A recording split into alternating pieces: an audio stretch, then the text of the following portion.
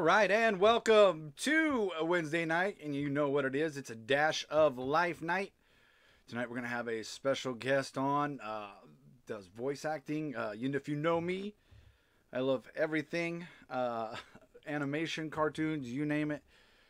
I'm all about it. But yeah, so we're going to get him on here in just a minute, talk about what it's like. Hello, sir. Hello. How are you doing tonight? I'm doing very well. It's nice to see you in person. Nice to see you in person as well. We met through a mutual friend, but I don't know if you haven't seen the show. This show is basically, I started last year because of the pandemic, and I was on Facebook, and I'm a stay-at-home dad. And of course, when you're a stay-at-home dad, you stay on Facebook quite a bit, apparently. But I noticed a lot of people were doing some amazing, amazing things, writing books and things like that. And so I said, I wanted to start something that highlighted what these people are doing, whether it's starting jobs or writing books or, cooking, becoming chefs and things of that nature. And one thing that I've always been a big fan of is animation, cartoons and things like that. And so I always wanted to know what it was like to be a voice actor. So why don't you tell the audience a little bit about yourself? Well, thank you very much. I appreciate that. My name is Michael Corley. I'm a voice actor, magician, podcaster, audio producer. I've got a lot of side hustles, as they say. I've been a voice actor since I was 16 years old. I want to be clear to your audience, and that's actually one of the things I want to talk to you about, is that this is not my full-time job. Right. Much like acting, if you think about actors, most actors, it is not their full-time job. They have a day job and they do their acting on the side. That is very much how my voice acting works. And I want to talk to your audience about that because a lot of people would be interested in doing that, but they may not be able to at this time quit their job and transition over to being a full-time voice actor. Right. Yeah, my nephew is very interested in this show tonight, so I'm hoping he's watching. We've talked, and he wants to at least attempt and try to get into voice acting. He loves it, so I'm hoping he's watching. Mm-hmm. So what made you decide? You said 16 years old. That's pretty awesome. What made you decide that was a route that you wanted to go? So to age myself appropriately, I am 47 years old, and I was working at the movie theater. Mm-hmm. I was working in the movie theater, and the trailer for Unforgiven came on, right? The Clint Eastwood movie, and I heard a voice. And you're thinking I'm going to talk about Don LaFontaine, but right. No, it is not Don LaFontaine. He was amazing. Right. It was Peter Cullen. Oh wow! It was Optimus Prime, and he said it was a matter of honor, and I was like, that's Optimus Prime. And there's in the Nerdist writing circle, they often talk about what was the moment that you realized you could be a writer? Like you realized, and that was that moment for me that I was like, oh, that's his job. Like that's what he does for a living. I want to do that. Absolutely. And very shortly afterwards, an opportunity came up, paid $100, which is more than I get paid today usually, to record The Raven live, holding the book and reading it out loud for a training.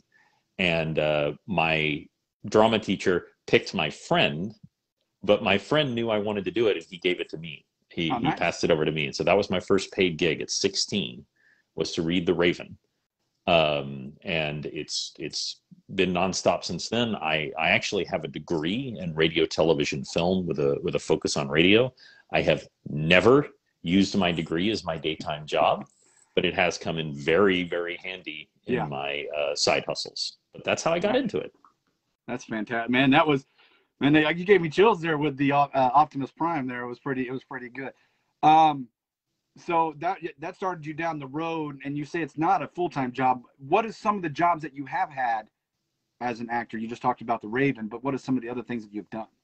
So when you are the wonderful character actor Stephen Tobolowsky tells, if you want to be an actor, you'd better be prepared to act with peanut butter in your ear. And he tells a story about how they had a rat and they needed the rat to mess with his head, and so they put peanut butter in his ear. And if you're going to be a voice actor, you just have to be incredibly flexible. Right. You just have to be. You have to kind of move and flow with whatever opportunities there are. So I have done on-camera acting. I've played a superhero in a ridiculous spandex costume, like a superhero who didn't have any superpowers, and I got stuck in a tree, helping a cat kind of thing. I actually ended up playing the voice of the animated version of that superhero for a series of television commercials. So I have been the voice of a casino. Right. I live in Oklahoma, so there's a lot of casinos here. Yeah. I have been the voice of an animated dentist. Hi, I'm Dr. Norm. And so you just have to be very, very willing to shift wherever the wind is blowing, and look for those opportunities. This is a big thing that I really want to let people know, because usually when people reach out to me and ask me, they find out I do voice acting. What they want to know is, can you help me put together my demo? Right. That's what they want to know, is I want to put together my demo. So the first thing is you do need a demo. Right. The second thing is most people don't want your demo. And so it's like having a website for your business. It's like you absolutely need a website for your business. If you want to check me out as a magician, you can go to michaelcorley.com, and my magician website is there. Like, I get 2 or 3 gigs a year from that website, right. And that's the way you should think of your demo. Is your demo should be very, very short. It should be like, each voice should be like a couple of sentences. It should be just like quick, because that's all they want. Got it, done. Right. And I was the worst. I wanted to do these big, any voice actor likes to talk. But the truth is, most people don't want your demo. Most of the time, if you are applying for a professional gig, as in like a radio commercial or that sort of thing, is they want to hear you audition for that. And so the way the industry has changed is sometimes you do come into an in-person, recording to audition, but more often they just want you to record something at home and send it in. They want you to record a couple of lines and send it in. So have that demo, put it together, and that's the other thing that I want to talk about whenever you're comfortable, is what you need to have at home. Right. Because a lot of people, and this was me, by the way, for years as a professional voice actor, I did not have my own microphone. Wow. And I know that sounds incredible, but what it was is I had a friend in production. So whenever I needed to record something, I went over and did it with, over lunch, and chatted with him, and I'd record. I don't know why I did that, but a lot of what my point to that is, a lot of people feel like the equipment is a barrier for them getting into the industry. And what I'm telling everyone who's hearing my voice right now, for less than $200, right, you can get everything you need to record. To be specific, what I would recommend to any starting voice actor, you do need to spend a tiny bit of money on your microphone. It shouldn't be terrible. I recommend the Yeti USB microphone. It's about $100 to $120 right now.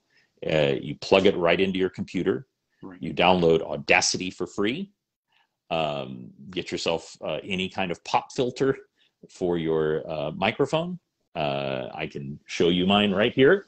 I got this stand at a garage sale for $30, but here is my microphone.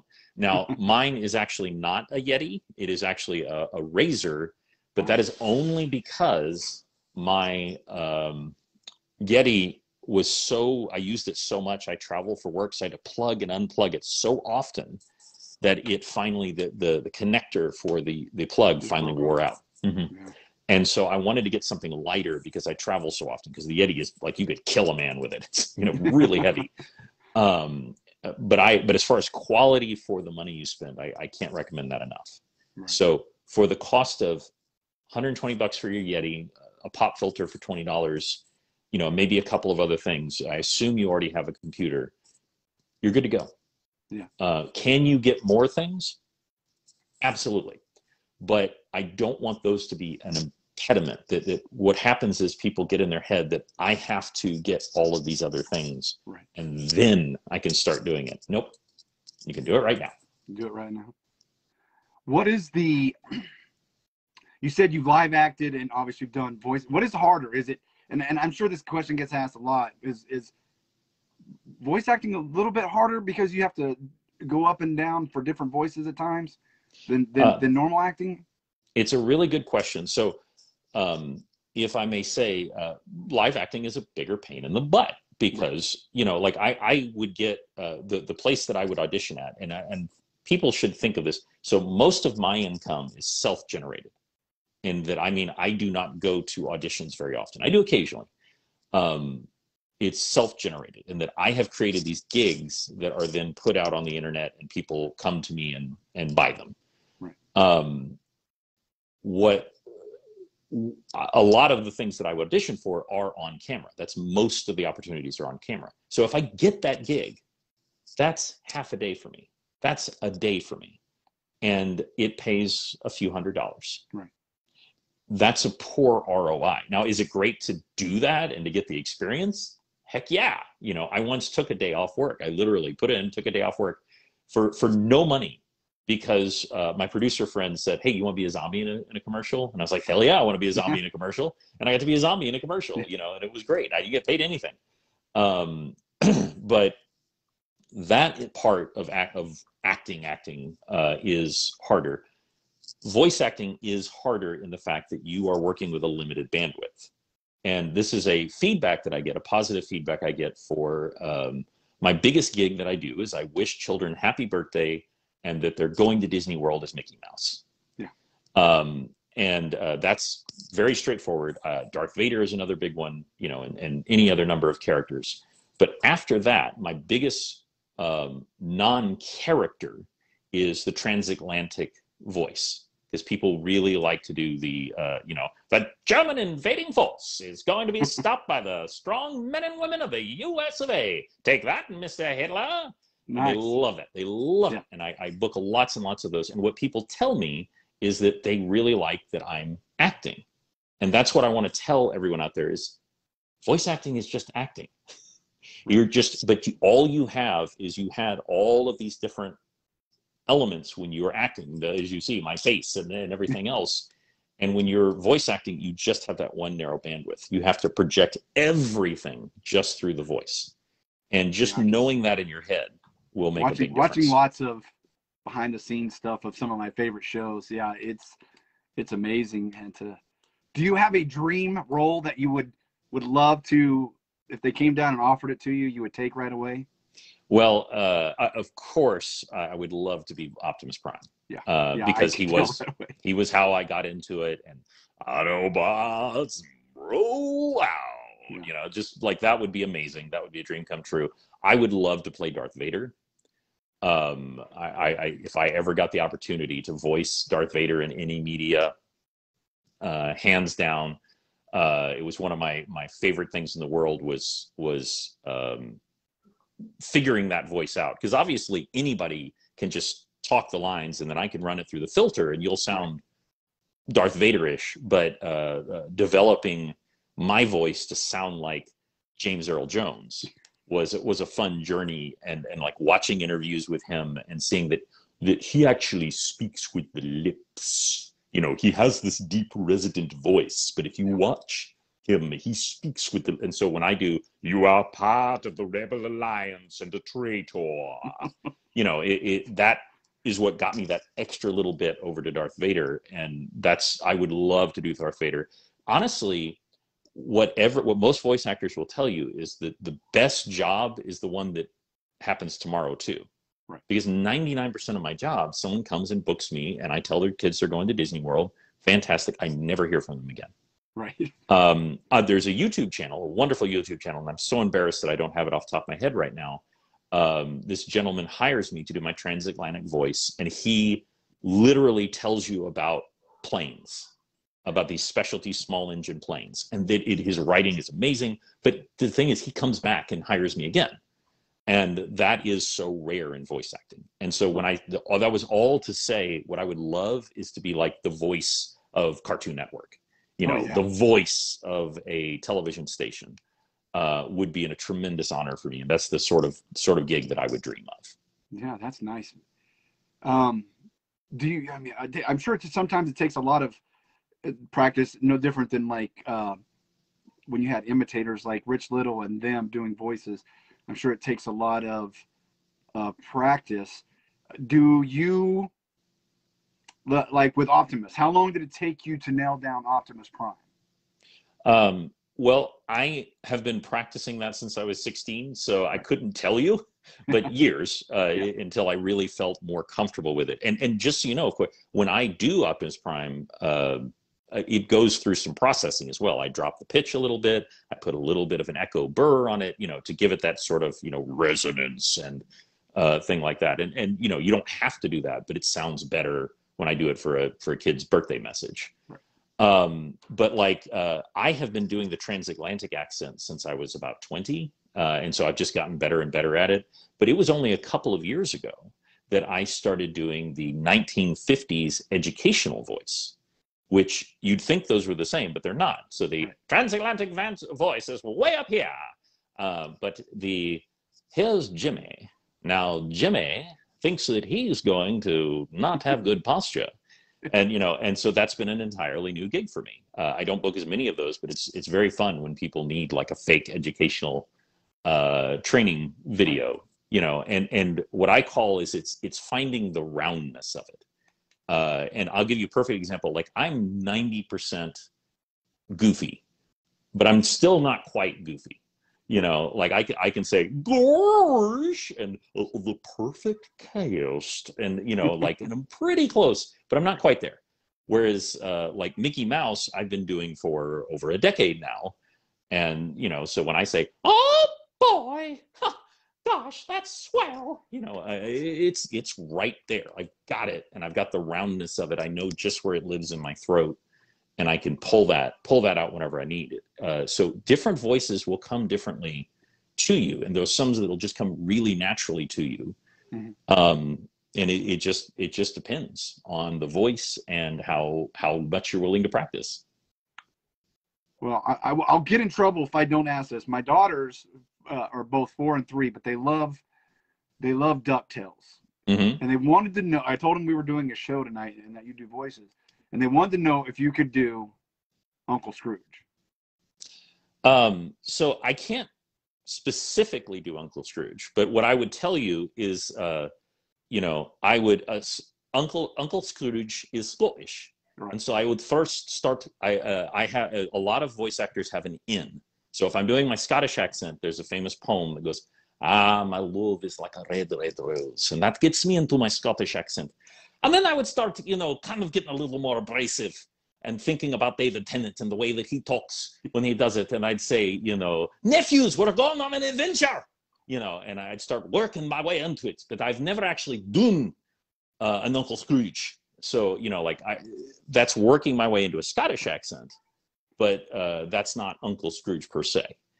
And so that's the way I would work my way into the voice, and I would watch that. And what I highly recommend to everyone, since the Library of Alexandria is there for everyone, it's called YouTube, right. Is just go to YouTube. When I was developing Shaggy, I went to a YouTube and I watched another voice actor talk about how he does Shaggy. And like I could do a bad Shaggy, but when he talked about, it's not just that Shaggy talks up here, it's that he holds his voice at the end.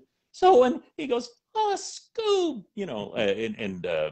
we gotta get out of here, Scoob, and then Scoob. Then I can switch back and forth with "Rah, rah, Ruby, Ruby, Roo," right? And I can fall into that, but finding those little ticks that will get you the rest of the way, look it up. And practice and see like how much you can get your voice where you want it to be. That's awesome.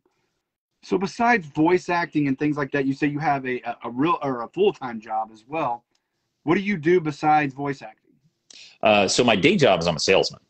I sell things. I've been in pharmaceutical sales since 2005. And before that, I was in radio sales. Big surprise. There's a wonderful book called The Accidental Salesman that is exactly my journey. Was that he wanted to get into television. And so he said, well, I'll get a job in sales in television, and then I'll work my way into the production side. And I did the exact same thing, except I went into radio, and that'll get me into the production side. I'll become a voice actor and everything. What I found out was, if you work at a radio station, you do the voices for free. Right. They don't pay you. So if you, the person listening to this right now, if you're like, well, I want to do radio and television voices, I want to do that. It's like, well, the radio and television, they aren't hiring you. That's not to say you can't do it. What I'm saying is you need to find the production company that is hiring. The production company is the one that is actually making the content and then giving it to the radio and television. The radio and television do make content, but they almost never pay people for it. They just grab somebody in staff and have them record it. So if you are looking to record those, you want to find the production companies that are hiring and see what process they go through to do it. So you may find that an agent is helpful. You may not. I currently do not have an agent. Right. I will say my largest gig, for those who are in the Oklahoma area will know Brahms. The largest gig I ever got was one commercial for Brahms. It paid $1,000, and after their cut was $850. It is the most I've ever been paid for one gig, and all it was 60 seconds of saying, Brahms, a better built burger, and it ran for a couple of years, and then it never got heard again. So you may find an agent, but I really want to caution people, if your agent wants money from you, it's probably not a good idea. There are, I can't say that 100%, but in general, if your agent wants money from you, that's not the way it works. Is your agent makes money when you make money. And so if the agent wants money from you, and especially if they want like $1,000 up front, forget it. Do not go with those people. That is a scam. They are doing a bloated package for you, and then you will never see any business. I know you run a lot. You run like a half marathon before I'm even rolled out of bed, I think. Sometimes I see your posts. But you do stay fit, and it helps keep you, you got to stay fit with your voice, I would imagine, and things of that nature. What do you have in plan for 2022? What is some of your goals this year? So I'm really trying to spread the gospel of my podcast. And by the way, this is not simply to promote my own podcast, though I am totally doing that. My podcast is called Chafing Armor. It's a Dungeons and Dragons real play podcast. Has some wonderful players, including my daughter. It's been a wonderful way to keep in touch with her as she goes to college. But the reason I'm saying that is one of the easiest ways to practice voice acting is to start a podcast. Right. Now, I'm not saying that just so that you can practice voice acting, though absolutely that's important. The reason that I'm telling you that is in 2022, you will, unless you do get hired as a production company. So if you get hired by a production company, they're going to have you come in, they're going to have you at the microphone, they're going to have you record it 5 times, and then you're going to go home, and then you'll get a check, a few weeks later. In 2022, you are your own editor. You are your own producer. So if you get booked to make something, they want the entire project. They don't just want your voice. They want a finished product. When people hire me to tell their kids they're going to Disney World, they don't just want my voice and then they add the music and sound effect and video. Of course not. And so you need to practice editing audio. You need to learn how to become your own editor. Right. And the easiest way to do that is to make a podcast, because it will structurally, you will learn, oh, here's how I remove sound. Oh, here's how I edit out silence. Oh, here's how I take care of a plosive. If I have a loud pop, how do I take care of that? You look it up. It trains you all of these things. I also want to recommend, this is not a requirement, but it's been very profitable for me, that you learn basic video editing. Right. Not that you need to have After Effects and that you need to be able to do computer animation. If you want to do that, it's great. But that you understand the basics of video editing. Because for me, when I do a voice recording to tell a kid they're going to Disney, it's very inexpensive. It is 3 times as expensive, still relatively inexpensive, to add the video. Well, guess what? Almost everybody adds the video because they want to show it to their kid. And so me learning video editing to cut together that 45-second commercial, which I then could use again and again and again and again, has tripled my income. Right. Simply by being able to do that. And so I really want to recommend that. Personally, I use Adobe Elements. Adobe Premiere Elements, which is about $80. And I only say that there's tons of them out there. I'm just telling you which one I use. Right. So that you have that option. And learning how to do audio video editing could be very profitable for you in the future. We have a question here, and it says there's a TikTok video going around claiming to pay for reading books. Is that a good idea or a bad idea? I'm really glad you said that. This is something very near and dear to my heart. So I have never recorded an audiobook.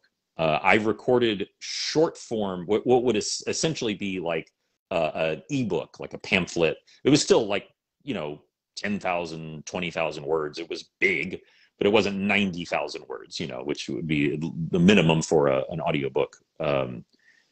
Here's the thing. Audiobooks are amazing. I love audiobooks. I listen to audiobooks constantly. Audiobooks are the worst ROI, return on investment, for a voice actor. Because if I record an audiobook, how much are they going to pay me? Well, I'm just going to make up a number and say $1,000. Okay. A lot of times it's less than that. Right. But let's say $1,000. Great, $1,000. I'll take $1,000. Now, wait a second. Is that my voice, or you want me to produce it as well? Because a lot of times they want you to produce it as well.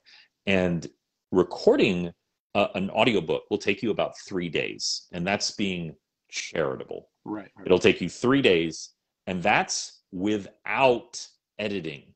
That is simply recording everything. But they probably want you to edit that. Right. They probably want you to produce that and give them the final thing. That will take you about 10 times as long. And here's the thing, it will never be right. And I'm not saying that in a negative. It's just statistically, you are not going to turn in a 100,000 word long project and it all be correct. Of course, you're going to need to correct some. So then you're going to go back and need to recredit. Guess what? That's going to double the time. And so what happens is that then becomes, when you actually measure that out, if I get paid $15 to tell a kid he's going to Disney World, it takes me 5 minutes. Right. Is it worth being paid $15 for 5 minutes of work? Yes. Yeah, absolutely. Sure is. It sure is. It's very profitable for me. It takes very little time. I can knock them all out at the same time when I sit down. Very, very effective. And I am not in any way saying to anyone not to do voice acting for audiobooks. Right. It is an amazing field, and I would love to do it someday. But what I'm saying is, if you are looking at an offer, make sure you understand what is being asked of you. Make sure you understand, do they want you to edit this? How much are you being paid for redoing it? Is there an infinite number of redos? Because if there are, you need to set those terms differently. You need to say, no, I'm saying that I will give 3 days of my time. If you want to book me for another 3 days, you need to pay me another $1,000. And so on. And I actually broke this down once, and it came down to the person was actually being paid like $1.50 an hour to do it. So it's a really big deal to go in that with your eyes open and think about what does this time mean to you? Man, that's fantastic. Yeah, that's good information. I mean, mm-hmm. Some of these things and thank you for the question, Nate. We appreciate that. Great question. So where would we find your podcast? And because you posted something about wrestling and wrestling today, and I was all over wrestling. So you had me with that one. Some of us grew up with those Dragonlance novels, yes, man. We did. So you can go to chafingarmor.com. That's the easiest way to find everything. But if you go to any podcaster, of course, iTunes, Spotify, any of that, Chafing Armor will come up. And if you're more inclined to YouTube, you can go to YouTube, and we're also on all the socials, Facebook, Twitter, Instagram. I've even got a TikTok. You can go there, and on most of them, the most recent episode will be pinned at the top. Obviously, you've heard of Critical Role. Is that hurt or Has that made things better for the community as far as voice acting and things of that nature? No, it's absolutely helped. Right. It has only helped because it's Right. literally a bunch of voice actors Love making it. content. And I even posted on Twitter. I was like, yeah, these guys are really good. Like they should consider going into voice acting. It only helps. And Right. it's, are they infinitely higher than me? Of course, but that's not the point. The point is at the end of the day, Dungeons and Dragons is an excuse to hang out with your friends. Absolutely. 100% And agree. what the podcast lets me do is it lets me stretch. I have gained like another degree in audio engineering by doing this podcast, because it taught me, when the first two podcasts that I did were single track, just my voice with a little bit of sound effects and music here and there. I am now, every single 2 weeks, I am producing a multi-track, multi-music, multi sound effect, work of art that I'm then putting out every 2 weeks. And let me tell you, that changes the way that you look at audio. You'll never look at it the same once you make a project like that. And that's why I really want to encourage anyone who's thinking about going to voice acting to make a podcast or to do similar, make a YouTube channel, because it forces you to learn those skills. That's fantastic.